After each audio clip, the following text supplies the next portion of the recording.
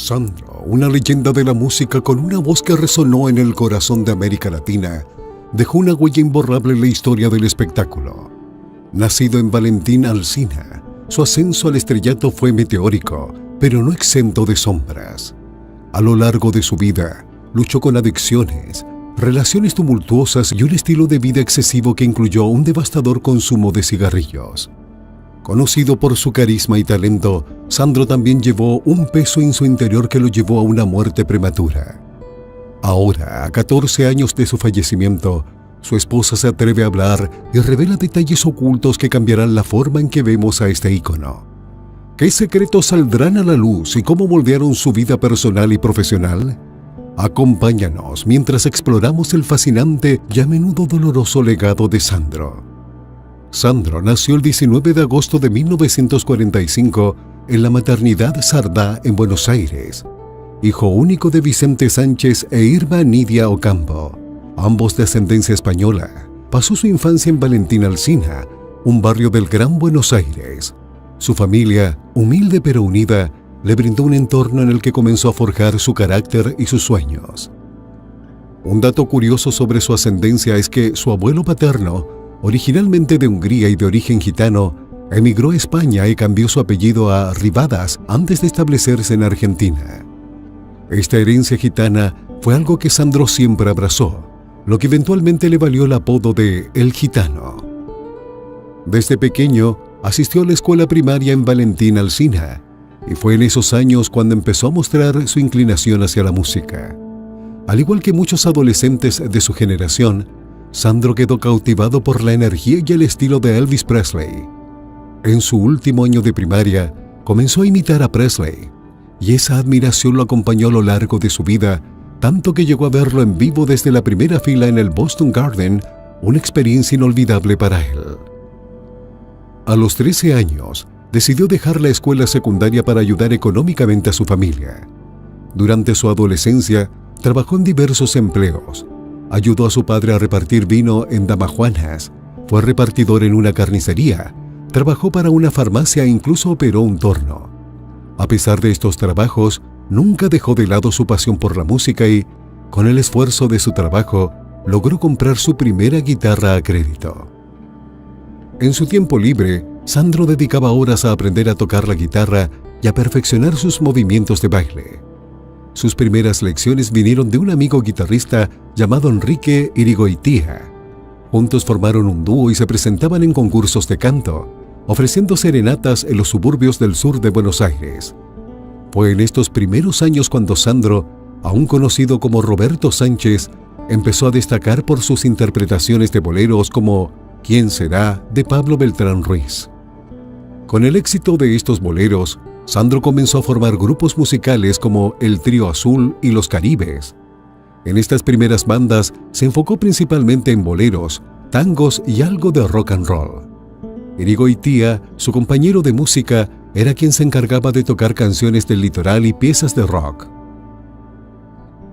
Reflexionando sobre esos primeros años de su carrera, Sandro admitió en una entrevista que la música, especialmente el rock, tuvo un papel transformador en su vida.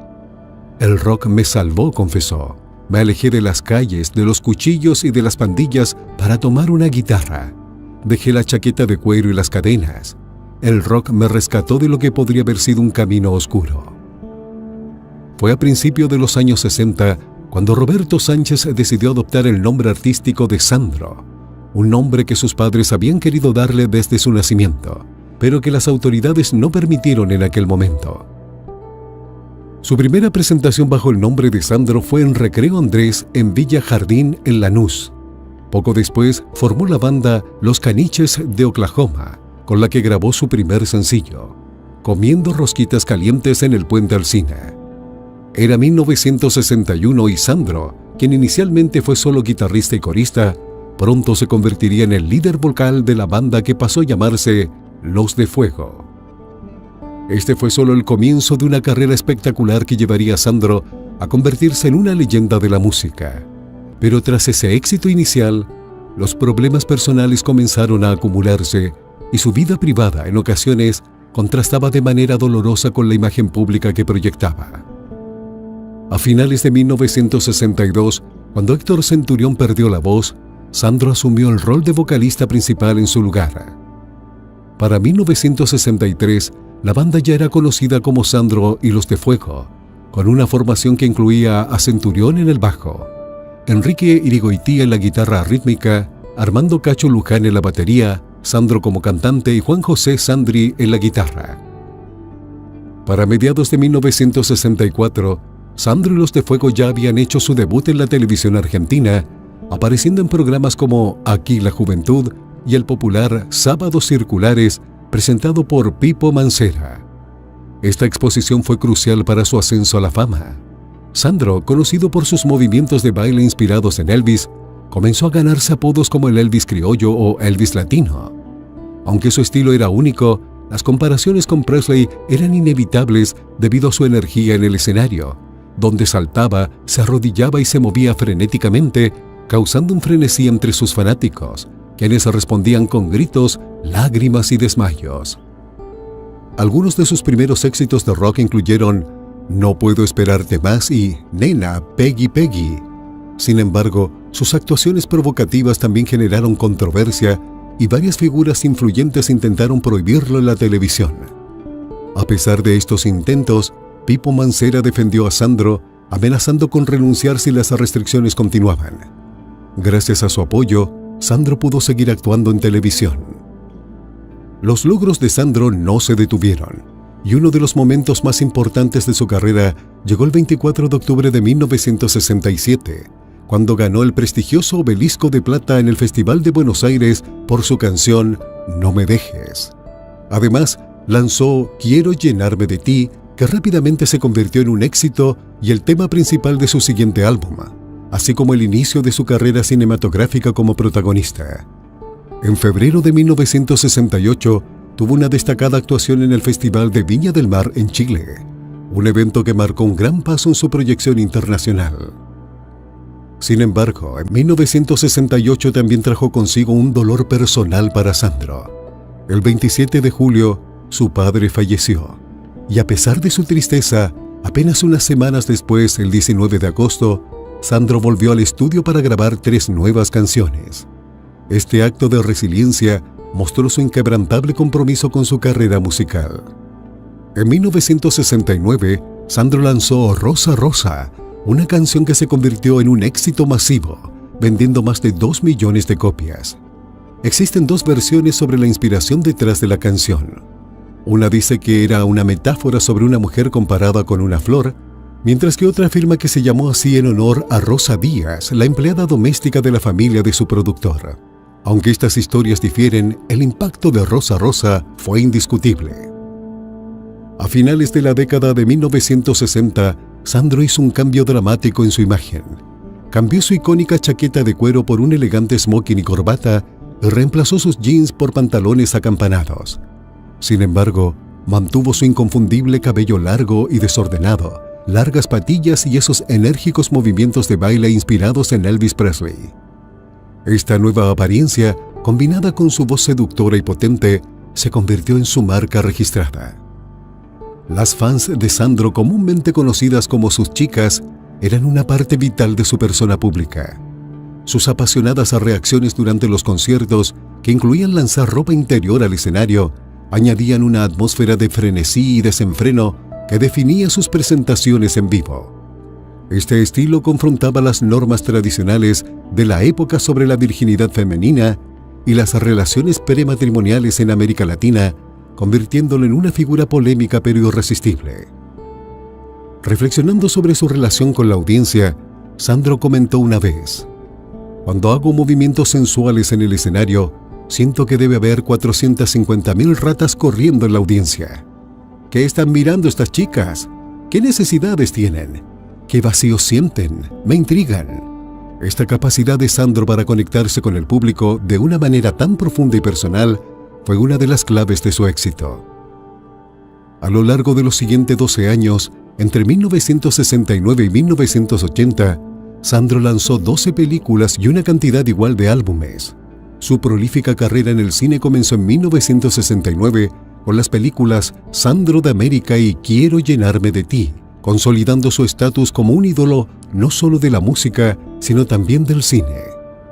El 2 de agosto de ese mismo año, recibió un disco de oro en Nueva York, reconociéndolo como el artista latinoamericano con mayor número de discos vendidos en los Estados Unidos.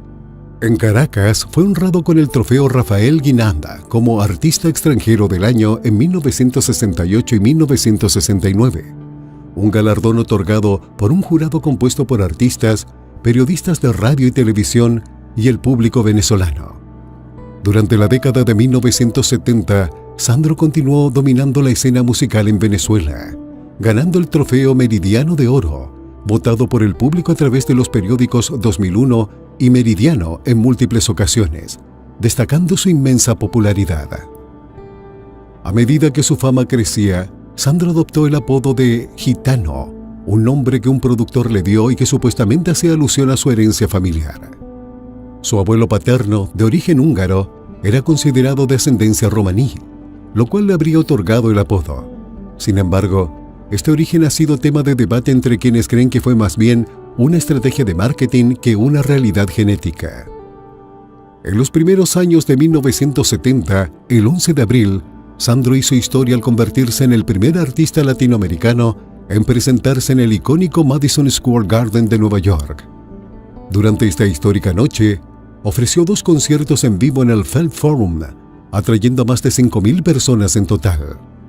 Existe una creencia popular de que este evento fue transmitido por televisión, pero nunca se ha confirmado oficialmente si la emisión fue en vivo.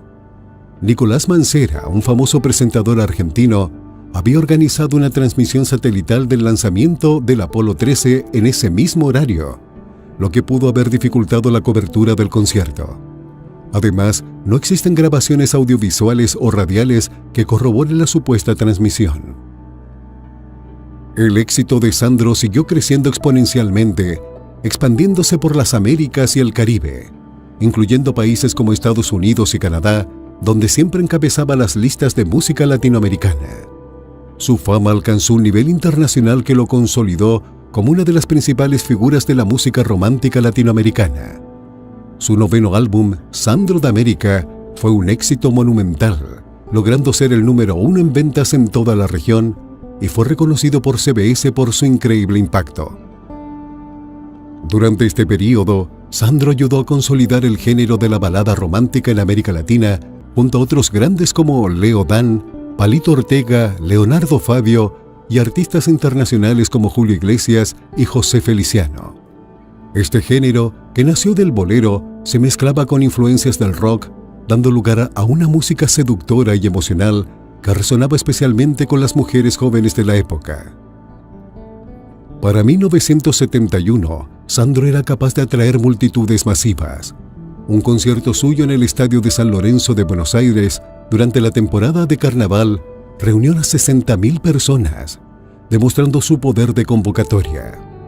Estos años de éxito establecieron el camino para su reinado en la década de 1980, una época que mostró todo su talento, pero también trajo grandes desafíos personales. Sin embargo, la salud de Sandro comenzó a deteriorarse en 1998, cuando se reveló que sufría de enfisema pulmonar, una enfermedad crónica causada por sus años de tabaquismo excesivo.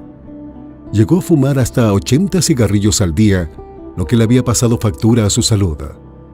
Aunque inicialmente no sintió que afectara su voz, la enfermedad lo obligó a retirarse progresivamente de los escenarios. A pesar de su condición, Sandro seguía mostrando su inmensa devoción a sus fans.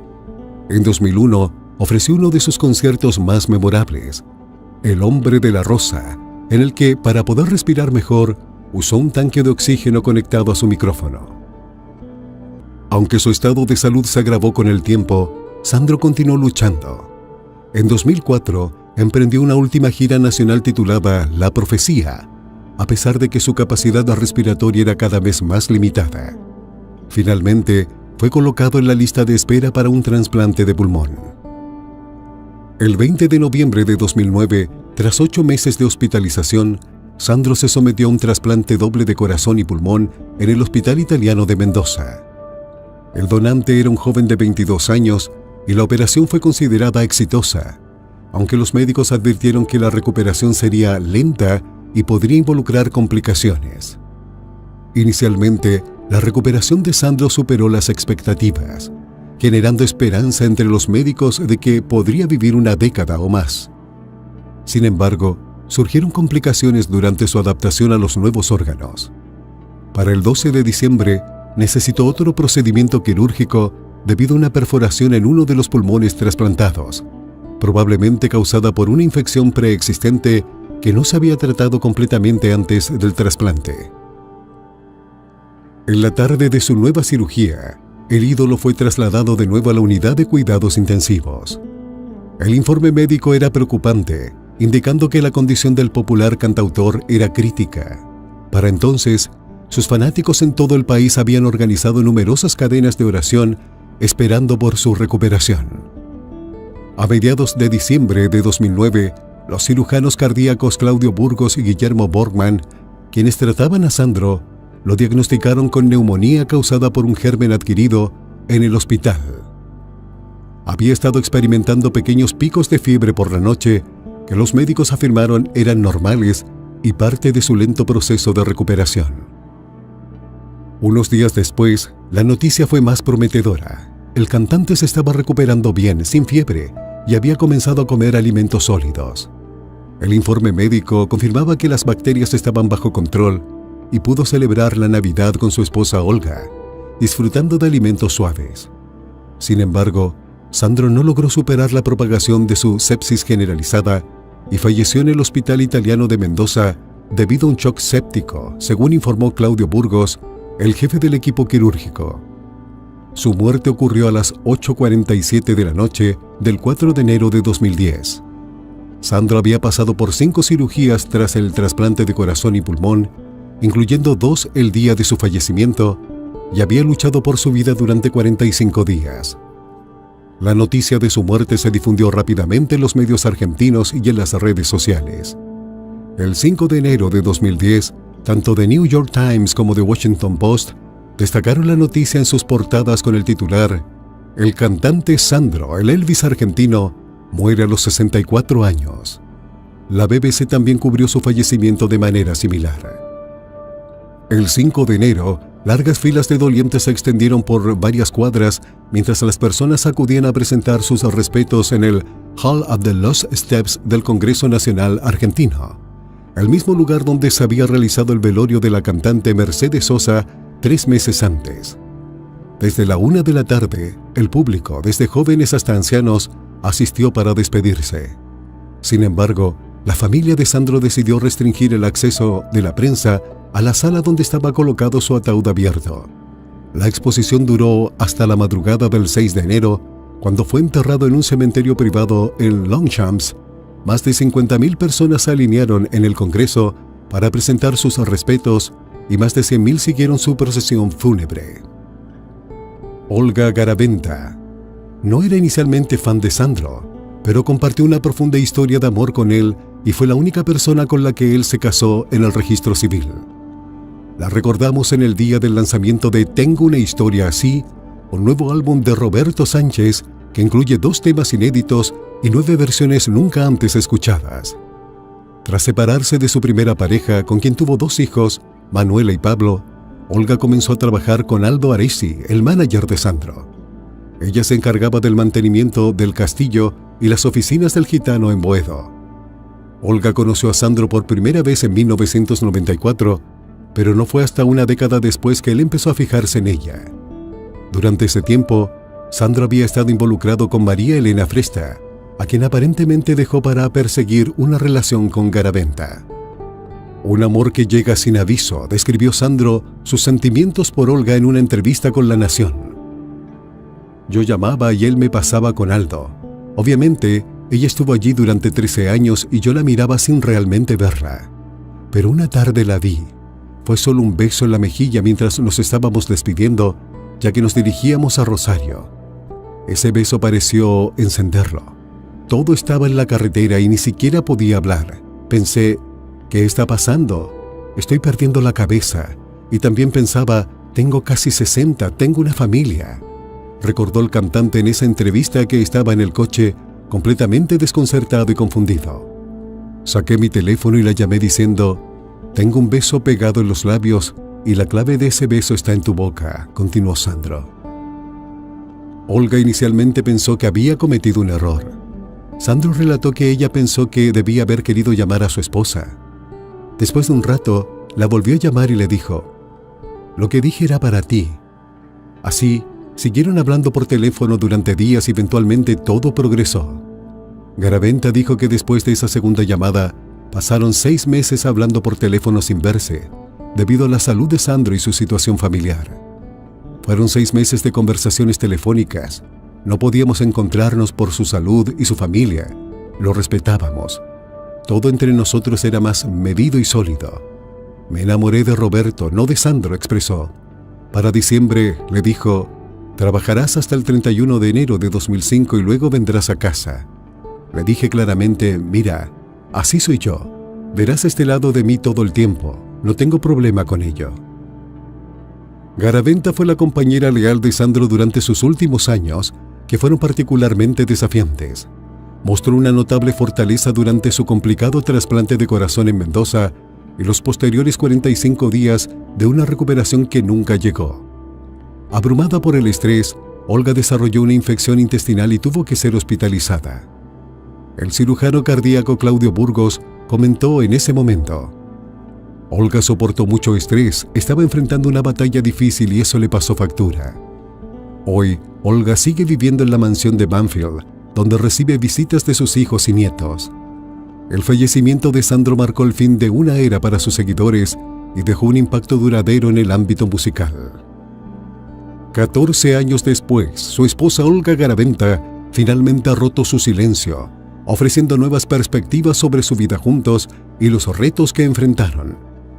¿Cuáles son tus pensamientos sobre las reflexiones de Olga y cómo el legado de Sandro sigue resonando hoy en día? Comparte tus comentarios a continuación.